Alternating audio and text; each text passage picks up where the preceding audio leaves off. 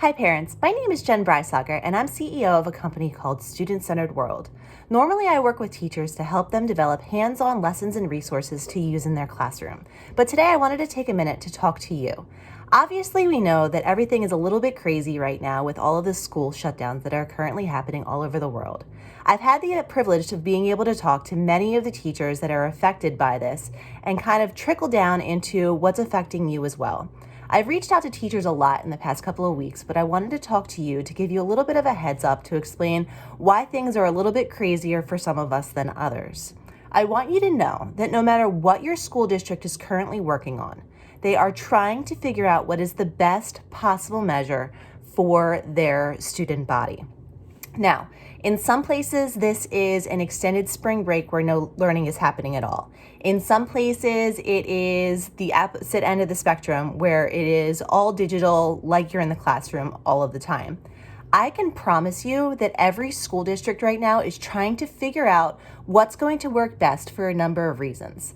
Number one, there's a lot of legalities that go into all of this that most parents are just completely unaware of. And that's by design. If it's not something that would affect you or your child, it's not something that you need to know about. But there's a lot of legalities to make sure that they are meeting the needs of all of their students if they are going online learning, or if somebody doesn't have technology and that's the plan, or if they need to come and pick up papers. Okay, there's a lot of different things that have to go into that, and school districts are treading lightly, trying to figure out what's going to work best.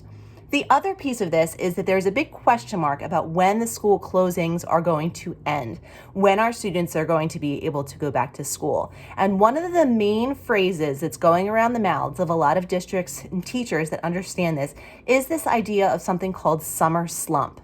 Summer slump happens very frequently after summer vacation when students come back and they haven't had school for several weeks.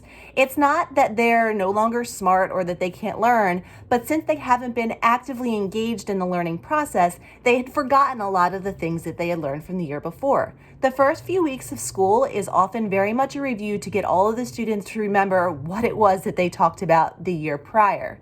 We have a very large number of weeks that may be coming up where there is no school in session. So there's a lot of question about what happens if the students go into this extended summer slump. So that's something that they're taking into consideration as well. No matter what your school district has come up with or is evolving and coming up with as they go, which many are, they're doing it with so many different pieces of information in mind that you're not even considering, and you're not supposed to. That's their job. That's why they get paid to do this. Even though it may seem confusing for you, or you might want to know, why are they doing this and not that? There's a reason for everything, and even though they might think that they come up with a foolproof plan, that might change in a week or in 2 weeks or in a month. So it's very fluid as we're going, but we are trying to figure out what is best for our students. Now, what can you do as a parent at home? Parents are also all across the spectrum. Just as schools are doing all the things or none of the things to figure this out, parents are doing the same. It's really difficult when we have full-time jobs, multiple kids, and teachers are sending home work that maybe we don't understand how to do, or we have family issues going on, or maybe we are affected in some form by the reasons for the school closures. And that is something that we all need to take into consideration. Teachers will find ways to work with your students. Whether or not you realize it, we are all very much in tune to what's going on. We have our own families that we're trying to juggle as well. We're doing the same things that you are, and everybody is trying to figure it out. Everybody is willing to work together as long as you put forward what you need to put forward as a family. Another main reason why schools are sending homework, there's a lot of parents out there that are saying we shouldn't be doing that. This is a time for family and concern about health. One of the reasons that we're sending it home is to try to keep a level of consistency and continuity. Your kids go to school every single day for multiple months of the year, and having something that just feels solidified for them could help them in a mental state. All right, and that's something to consider as well, especially if your life, think about it, you're used to going into work every day and now you're not, or you do still have to go into work every day and now your kids are home. It's different for everybody, and having something that's just continuous is helpful, okay? As a parent, Number one, try your hardest to keep up with the schoolwork, okay? Do what you can to do with your children or make sure that they're doing the work that is sent home. There's a way to juggle it. There's a way to balance it. Do the best you can. Right now, literally everybody is just doing the best that they can. If you don't get every single thing done, I'm sure that there's going to be a way to work it out, but do try to keep that consistency of having schoolwork completed.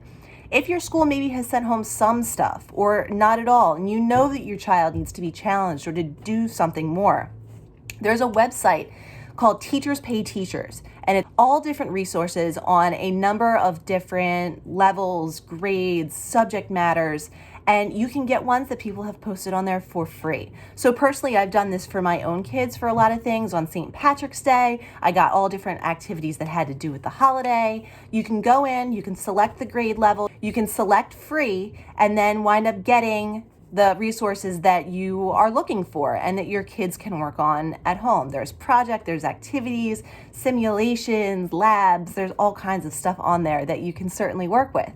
Think about your family life in general. So many times we want to be teaching our kids things that are important to our family, but between work and school and practice and homework and sleep, it's hard to get it all in. Take this moment as an opportunity for us to take a step backwards, take a breath, and be able to teach our kids some of the things that we've wanted to, okay? Teach them how to cook, all right?